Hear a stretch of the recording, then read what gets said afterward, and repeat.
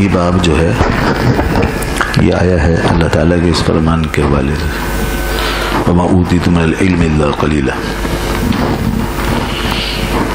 تمہیں نہیں دیا گیا علم مگر تھوڑا۔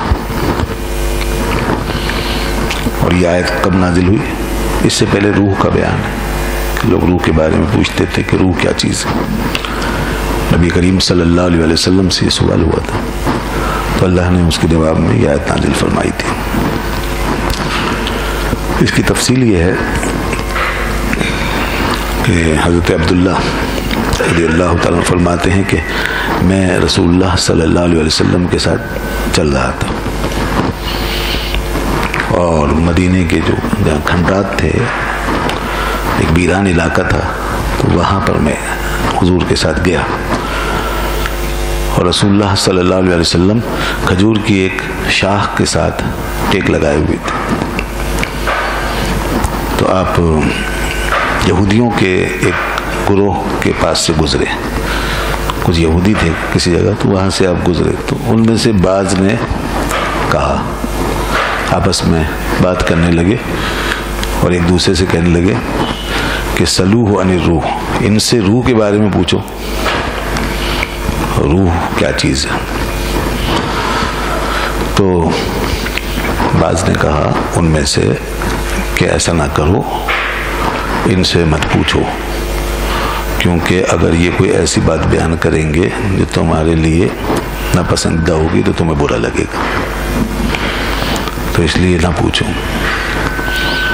پھر کسی نے کہا کہ نہیں، ہم تو پوچھیں گے، لَنَسْأَلَنَّهُ، ضرور پوچھیں گے۔ تو ایک شخص کھڑا ہوا اور اس نے کہا، یا ابو القاسم، اے ابو القاسم، یہ رسول اللہ صلی اللہ علیہ وسلم کی کنیت ہے، ابو القاسم، مر روح، روح کیا چیز ہے؟ تو آپ صلی اللہ علیہ وسلم نے سکوت فرمایا۔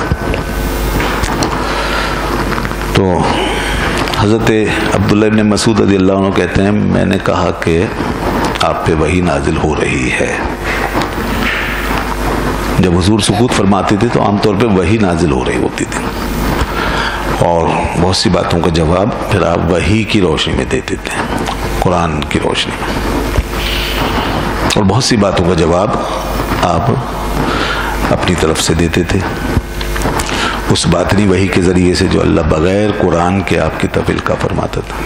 کیونکہ علم دو قسم کے ہیں، ایک علم وہ ہے جو قرآن کے ذریعے نازل ہوتا تھا، اور دوسرا علم وہ ہے جو نبی کریم صلی اللہ علیہ وسلم کو بغیر قرآن کے عطا کیا جاتا تھا، اور وہ حدیث ہے۔ اور حدیث بھی وحی ہوتی ہے، مگر وہ وحی خفی کہلاتی ہے، اور قرآن کو وحی کہتے ہیں، وحی جلی۔ بلکہ اب یہاں پہ وحی نازل ہوئی، اور یہ جو قرآن کی وحی نازل ہوتی تھی، اس کے باقاعدہ آثار طاری ہوتے تھے آپ پر، جو لوگوں نے بیان کیے ہیں حدیث میں۔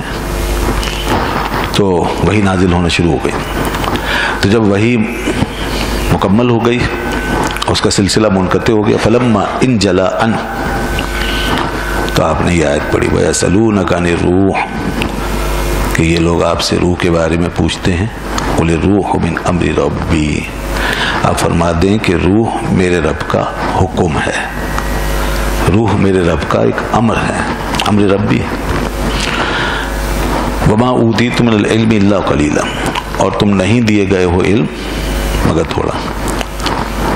اب یہاں پہ چونکہ میں اس لیے رک گیا تھا کہ یہاں پر اس حدیث میں اوتیتم کی جگہ اوتو آیا ہے، تو یہ بھی ایک قرات ہے اصل میں۔ عامش نے اسی لیے آگے کہا کہ ہماری قرات میں یہ وما اوتو، خیر یہ 7 قراتیں جو ہیں نا اس حوالے سے، اس سے معنی کوئی ایسا نہیں بدلتا، معنی میں کوئی فرق نہیں پڑتا۔ تو بعض اس طرح الفاظ جیسے واحد ہے، جمع کا لفظ ہے، کہیں مخاطب کا لفظ ہے، کہیں غائب کا لفظ ہے، اس طرح کے 7 قراتیں مشہور ہیں، اور مختلف علاقوں میں مختلف قراتیں مشہور رہی۔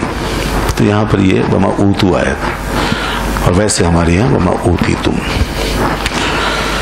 یہ ہے جناب حدیث۔ اس حدیث میں یہودیوں کا یہ سوال تھا، اس کا جواب دیا گیا، روح کے بارے میں پوچھا گیا تھا۔ اب روح سے مراد کون سی روح ہے؟